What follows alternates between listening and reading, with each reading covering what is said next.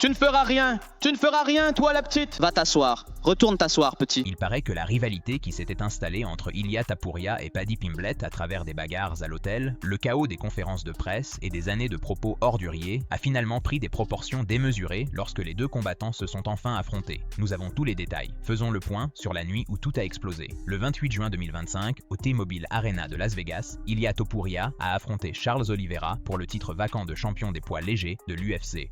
Le combat a duré 2 minutes et 27 secondes. Oliveira, ancien champion poids léger avec 35 victoires à son actif, est sorti agressivement. Il a blessé Topuria tôt dans l'échange, faisant couler le sang et tentant d'amener le combat au sol. Topuria a contré une tentative de takedown.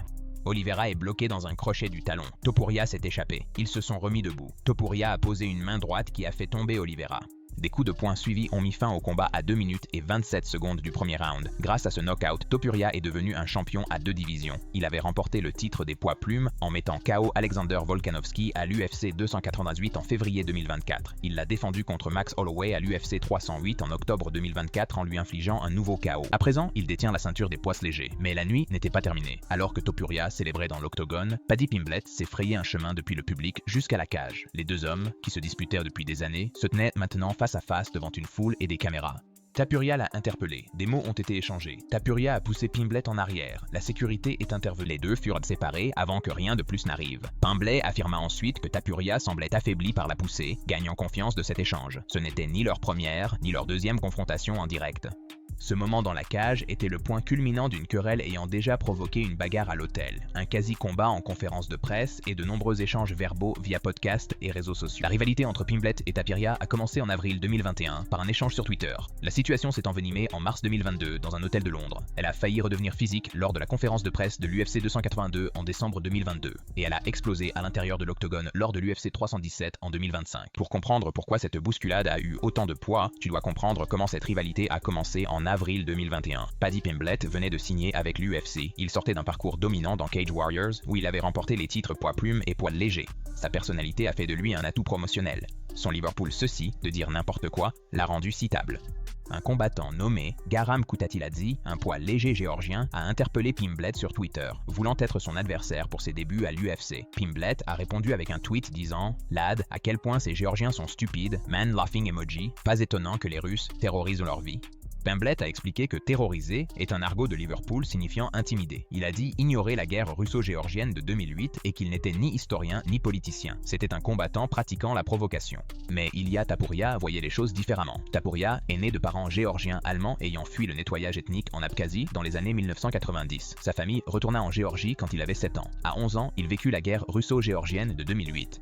Les Russes ont envahi, des civils sont morts. Sa famille a déménagé en Espagne quand il avait 15 ans. Lorsque Topuria a vu le tweet de Pimblett, il l'a pris comme une moquerie des souffrances de sa patrie. Dans son interprétation, Pimblett minimisait les attentats et les morts. Topuria a répondu par un avertissement. « Fais en sorte qu'on ne se croise pas, car je vais t'arracher la tête ». En mars 2020 à l'UFC de Londres, ils se sont retrouvés dans le même hôtel. La bagarre de l'hôtel est la naissance de Hand Sanitizer Boy le 15 mars 2022 à l'hôtel Fighter à Londres avant l'UFC Fight Night 204. Ilia Topuria s'est approché de Paddy Pimblett. Ce qui s'est passé ensuite est devenu l'un des incidents en coulisses les plus discutés de l'histoire récente de l'UFC. Une vidéo a immortalisé ce moment. Pimblett se trouvait dans le hall de l'hôtel et aurait mangé des œufs brouillés. Topuria avance vers selon plusieurs témoignages, l'assertima Pimblett de Zapim a tendu la main pour une poignée de main, dans ce qui semblait être une tentative de désescalade.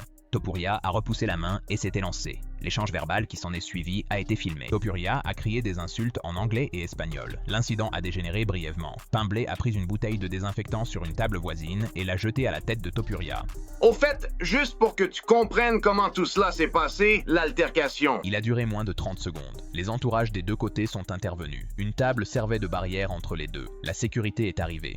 Aucun coup n'a été porté, aucun blessé signalé, mais les chances de réconciliation étaient ruinées. Après l'incident, les deux combattants ont partagé sur les réseaux sociaux leur version des faits. Topuria a écrit sur Instagram « Voilà ce qui arrive quand on me manque de respect. Tu m'as vu et voulu me saluer parce que tu as fait ton pantalon. Remercie mon équipe car sans eux, je t'aurais arraché la tête. » Pimblett a répondu sur Twitter. Imagine sauter quelqu'un avec 5 de tes gars, ne réussir aucun coup et recevoir une bouteille de désinfectant sur la tête. Petit clown, n'essaie pas de jouer les gros bras. Ce soir-là, Pimblett a surnommé Topuria Hand Sanitizer Boy pour des années à venir. Les partisans de Tapuria se moquèrent de Pimblett parce qu'il lançait une bouteille au lieu de donner un coup de poing. 3 jours plus tard, le 19 mars 2022, les deux hommes se sont battus et ont gagné à l'UFC London. Pimblett a soumis Kazula Vargas au premier round. Topuria a mis Jai Herbert KO au deuxième tour. L'UFC n'a infligé aucune sanction aux combattants pour l'incident à l'hôtel. L'affrontement avait accompli quelque chose qu'ils avaient peut-être compris, rendre leur futur combat intéressant. Et je lui ai dit, dans mon esprit, toi et Ilya, vous vous êtes rencontrés. Oh! La conférence de presse ou les coulisses en Angleterre, quand le Mr. Hand Sanitizer, quand ce verbiage est né, c'est le jour où vous vous êtes rencontrés. Mais selon Pimblett, les racines du conflit sont plus profondes que cela.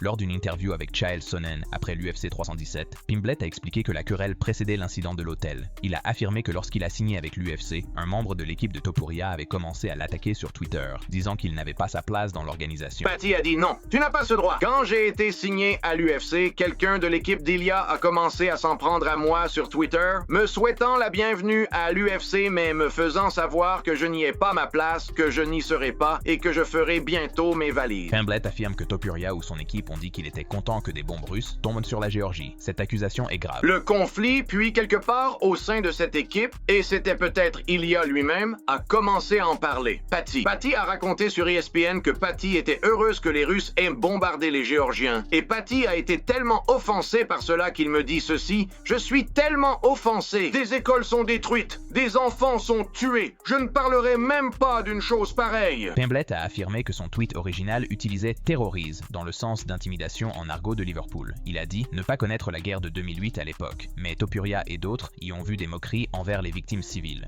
Cette divergence d'interprétation a créé une blessure durable. Alors il a dit, ils ont inventé cela. Ils ont inventé cette chose terrible, et cela m'a dérangé. Et je vais te dire, d'après ma propre expérience, si jamais je voulais atteindre un gars et que j'avais du mal, tout ce que tu avais à faire, c'était de dire un mensonge. Si tu dis la vérité sur lui, il dira que c'est des ragots. C'est fait, mais il pourrait t'ignorer. Ce qu'il fera si tu dis la vérité sur lui, c'est un peu le smorgasbord des options possibles. Si tu mens à son sujet, il répondra à chaque fois.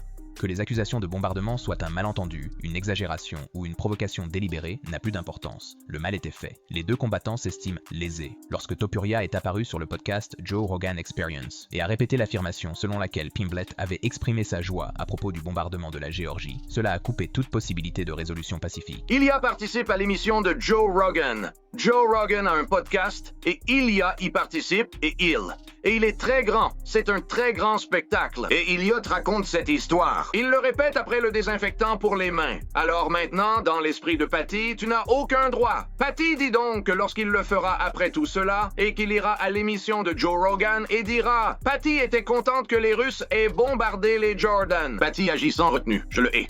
Le mot « haine » a du poids. Quand un combattant professionnel l'emploie envers un autre, cela indique plus qu'une simple rivalité promotionnelle. Je le déteste. Paddy a dit « Je ne veux pas l'arrêter au premier round. Je ne veux pas l'arrêter avec le premier coup de poing. Je veux l'arrêter à la dernière seconde, après lui avoir donné 700 coups de coude dans la tête. Je veux le défigurer à ce point. » La bagarre de l'hôtel est devenue légendaire dans les cercles de MMA, non pas en raison de sa violence, qui était minime, mais à cause de ce qu'elle représentait. Deux combattants animés d'une véritable animosité enracinée dans l'offense culturelle et l'interprétation personnelle s'étaient affrontés physiquement hors de la cage. La bouteille de désinfectant pour les mains est devenue un symbole. Pour les fans de Pimblett, elle représentait la rapidité d'esprit et la volonté de riposter, même en cas d'infériorité numérique.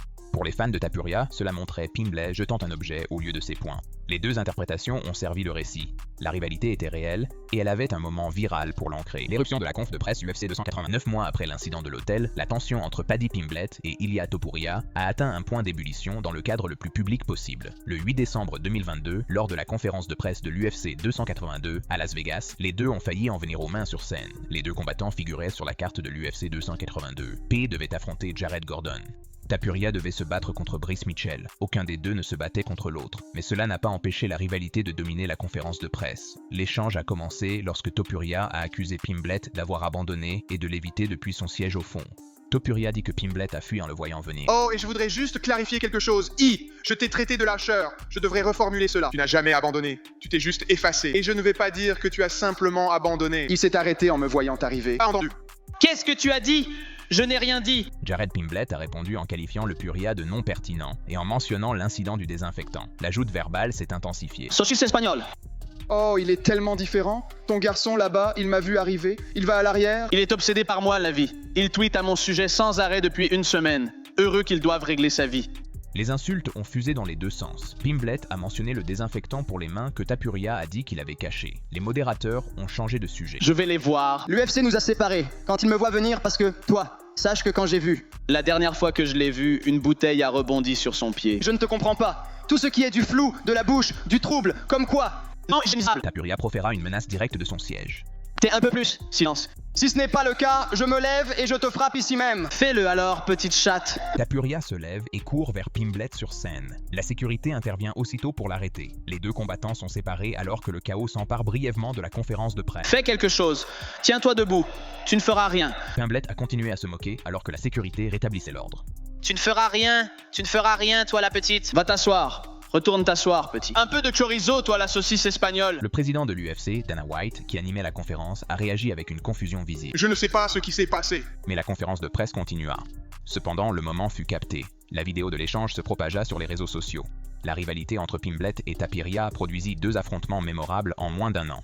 Puis, après la conférence de presse, Topuria s'est interrogé sur le courage de Pimblett à l'affronter dans l'octogone. « Je ne pense pas qu'il ait les couilles de m'affronter et de s'enfermer dans l'octogone avec moi », a déclaré Topuria. Pimblett a qualifié Topuria de souffrir du syndrome du petit homme et a décrit l'échange comme une tentative de se faire remarquer en s'associant à un nom plus connu. Les deux combattants ont gagné leur combat à l'UFC 282. Pimblett a battu Jared Gordon par décision unanime dans un combat controversé sur le score. Topuria a soumis Bryce Mitchell avec un étranglement triangulaire au deuxième round, obtenant les honneurs de la performance de la soirée. Après l'UFC 282, Topuria est monté dans les classements poids plume tandis que Pimblett est resté en poids léger. Cependant, leur rivalité persiste. Non, ça. Dans les mois et années suivants, ils échangèrent des pics via interviews et réseaux sociaux. Pimblett traita Topuria de nain et l'accusa de faux abonnés. Topuria répliqua en l'appelant menteur et rappela l'incident du désinfectant. La querelle a persisté parce qu'aucun des deux hommes ne voulait céder. Pour Topuria, l'offense initiale, le tweet de Pimblett sur la Géorgie, est resté une plaie ouverte. Il avait vécu la guerre. Pimblett semblait se moquer des déplacés qu'il savait avoir souffert. Toute suggestion qu'il s'agissait de discours creux ignorait son vécu. Pour Pimblett, l'accusation qu'il aurait célébré des morts civiles est une calomnie inacceptable. Il maintient n'avoir jamais su pour la guerre. Lorsqu'il a tweeté, il s'est excusé et il affirme que Topuria a continué à propager un faux récit pour le diffamer. La vérité, dans les querelles longues, devient secondaire face aux émotions suscitées. Et c'est le cas. C'est une chose très réelle entre eux, c'est pourquoi j'ai pris le temps de raconter l'histoire avec les attentats. Juste pour que tu saches, ce n'était pas juste deux gars qui parlaient de hype, ni quelqu'un qui a lancé un surnom de désinfectant. Du gel désinfectant. C'est suffisant pour une querelle avec un gars. Si tu es champion du monde, Iliad Topuria, et qu'un gars populaire te surnomme Monsieur Désinfectant, comme ça. D'accord, dans ce jeu, c'est une bonne raison de se battre. Ce serait en fait une très bonne et très forte intrigue. Il s'agit d'un tout autre niveau, multiplié par 10. Le chaos de la conférence de presse de l'UFC 282 a montré que ce qu'il y avait entre ces deux hommes dépassait la promotion. La sécurité n'a normalement pas besoin de retenir physiquement les combattants. Les combattants ne se précipitent pas souvent les uns sur les autres. C'était différent, et tout le monde pouvait le voir. L'ascension de Topuria et la route vers l'UFC 317 entre la conférence de presse de l'UFC 282 en décembre 2022 et l'affrontement dans la cage de l'UFC 317 en juin 2025, Ilia Topuria s'est transformé d'un prétendant en devenir l'un des champions les plus dominants de l'histoire de l'UFC. En février 2024, Topuria a mis KO Alexander Volkanovski au deuxième round lors de l'UFC 298 pour remporter le championnat des poids plumes. Volkanovski avait été considéré comme l'un des meilleurs combattants livre pour livre au monde. Il avait défendu son titre avec succès à 5 reprises. Topuria a mis fin à son règne grâce à des frappes précises qui ont fait chuter le champion australien et lui ont valu les honneurs de la performance de la soirée. Avec cette victoire, Topuria est devenu le premier champion géorgien et espagnol de l'UFC. Son record invaincu s'étendait à 15 victoires et 0 défaites. En octobre 2024, Topuria a défendu son titre poids plume contre Max Holloway à l'UFC 308. Holloway, un ancien champion connu pour sa durabilité, n'avait jamais été mis KO sévèrement dans sa carrière professionnelle. Topuria l'a mis KO au 3e round, gagnant une autre prime de performance de la soirée et portant son record à 16,0.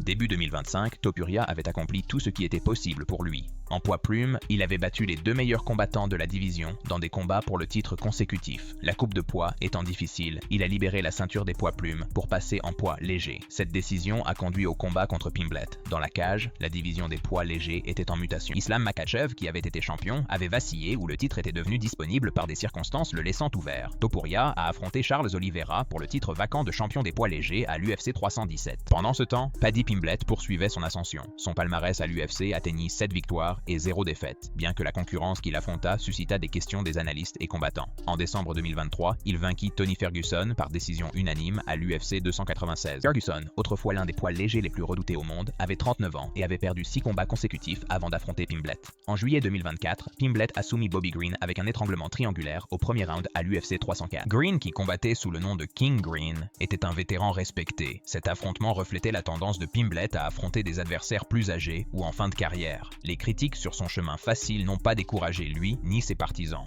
Son charisme et sa personnalité en ont fait un combattant très populaire. Son accent de Liverpool et sa volonté de se lancer dans une guerre verbale lui ont permis de continuer à faire les gros titres. En avril 2025, Pimblett a affronté Michael Chandler à l'UFC 314. Chandler était un combattant légitime du top 10, un ancien champion de Bellator et un artiste du chaos. C'était le test que beaucoup attendaient. Pimblett a gagné par TKO au 3e round, arrêtant Chandler avec des coudes et des coups de poing. C'était son premier knockout dans l'UFC et il a fait taire, au moins temporairement, ceux qui doutaient qu'il appartenait à l'élite. Avec cette victoire, Pimblett a atteint le rang de numéro 5 dans la division poids léger.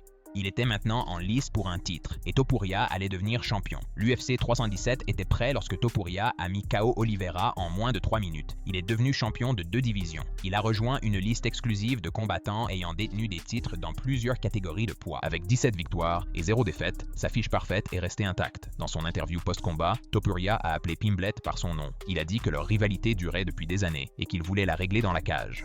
Pimblett, qui était présent à l'UFC 317, s'est rendu dans l'octogone. Il a franchi les cordes et s'est placé en face du nouveau champion. La foule a répondu, les caméras ont capturé le moment.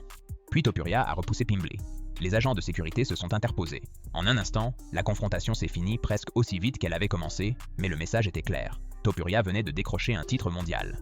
Sa première action en tant que champion fut de s'engager physiquement avec son rival. Tout semblant de théâtre promotionnel fut anéanti par cette bousculade. « Personne ne pense que je peux battre Ilia Topuria », a déclaré Pimblett après coup. « Je veux prouver à tout le monde. » L'affrontement dans la cage est devenu le moment le plus discuté de l'UFC 317 en dehors de la fin de l'événement principal. Cela représentait 3 ans et demi de tension entre deux combattants atteignant enfin un point physique dans l'octogone, même si ce n'était que pour un instant.